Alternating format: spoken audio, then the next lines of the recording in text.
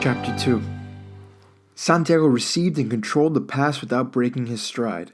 He avoided a sliding tackle and struck the ball with awesome power from 5 yards outside the box. It screamed toward the goal, rising all the time, then cannoned against the crossbar and rocketed upward before bouncing back into play. The Toon army gasped in frustration, and then, almost as one, burst into spontaneous applause. Santiago's name echoed down from the Gallows Gate and rang around St. James. It was good to be playing again. Christmas is a difficult time for Premiership soccer players. Celebrations have to be muted because of the demands of matches which come thick and fast over a short period. The Magpies were facing Manchester City just 3 days after their Boxing Day fixture against Sunderland. They were leading 1-0, set up by Santi, who was really turning it on. He always wanted to play well, but today there was an added reason to impress.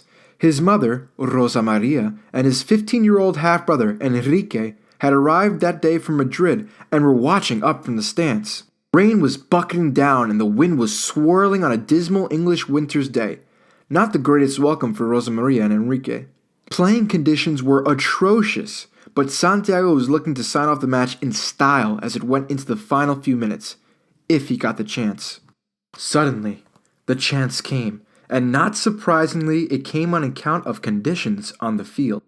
A cross-field pass bounced once and then stopped dead in the mud. Santiago was closest to the stationary ball. There was no one up with him, so his options were to make for one of the corners or wait for reinforcements to arrive, play a backward pass, or go for goal. It was an easy choice. He set off on a run, pushing the ball farther forward than usual with each touch, because it could easily have gotten stuck in the mud again. He reached territory similar to where he was for his previous goal attempt, but this time, when he struck the shot, there was never a moment's doubt as to where the ball would finish up. The first attempt had been like a rangefinder. This one screamed into the net, giving Joe Hart, in the City goal, absolutely no chance at all. The crowd erupted as Santi set off on a mazy celebration run, pointing up to his mother and brother and shouting, "That one's for you! For you!" Enrique, like his half-brother, was a gifted soccer player, but unlike Santi, he was a midfielder. Santi had spotted and nurtured the youngster's talent back in Madrid, and after moving to Newcastle, he had arranged for Enrique to come over for trials with the Magpies Academy. Enrique had impressed and been offered a place with the under-16 squad. Now he was in England to take up that place, but there are strict FA rules about young players living within the club's local area. So the move meant Enrique would be living with Santiago and Ros and continuing his schooling in the UK. Santi was delighted. After all, Enrique was family, and Santi wanted his half-brother to get every soccer playing opportunity he himself had been denied as a youngster. But he knew that Ros had some reservations about a 15-year-old moving in with them. Family or not. Rosa Maria was staying with them for just one full day and then overnight, so she was anxious to spend as much time as possible with her much-loved granddaughter, Rosie. "She's so beautiful," Rosa Maria said in Spanish. They were back from the match and Rosie was perched on her grandmother's knee. "And every time I see her, she gets bigger." "That's what babies do, Mama," Enrique said, also in Spanish. "They grow." Santiago smiled, while Rosa Maria just shrugged. She was used to her son's sarcasm, but Ros, whose Spanish was very limited, had no idea what was being said, and she didn't like it. "You'll have to speak English now that we're living here, Enrique," she said, a little more sharply than she intended. Enrique stared at her. "I was speaking Spanish for my mother," he said in perfect English. "Her English is not as good as mine, and don't worry, I'll make sure you know exactly what I'm saying." There was an awkward silence for a few moments. No one was quite certain what to say, and Santiago decided the best idea was to change the subject. "So, what did you think of me today, little brother?" he said to Enrique. "Not bad, eh?" Enrique shrugged. "Not bad. You missed a couple of good chances. You won't play in the World Cup if you keep missing chances." The World Cup. It was on the mind of everyone in soccer. The draw for the group stages of the finals had been made earlier in the month, and with 2009 about to move into 2010, the great tournament seemed much closer. "Thanks a lot, little bro," Santi said with a sigh.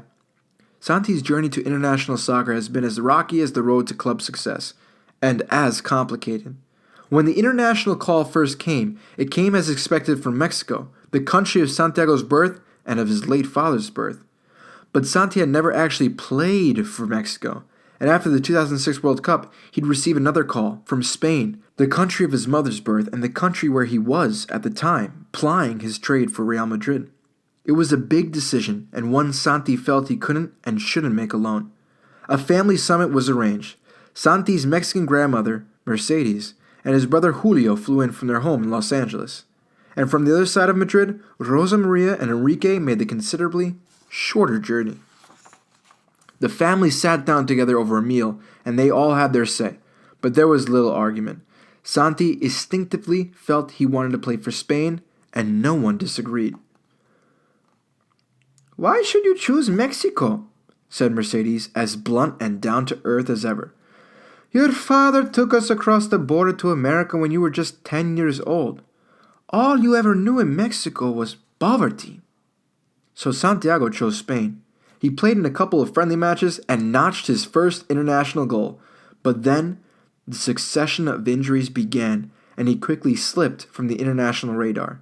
By the time Euro 2008 came around, he hadn't even made it back to the squad.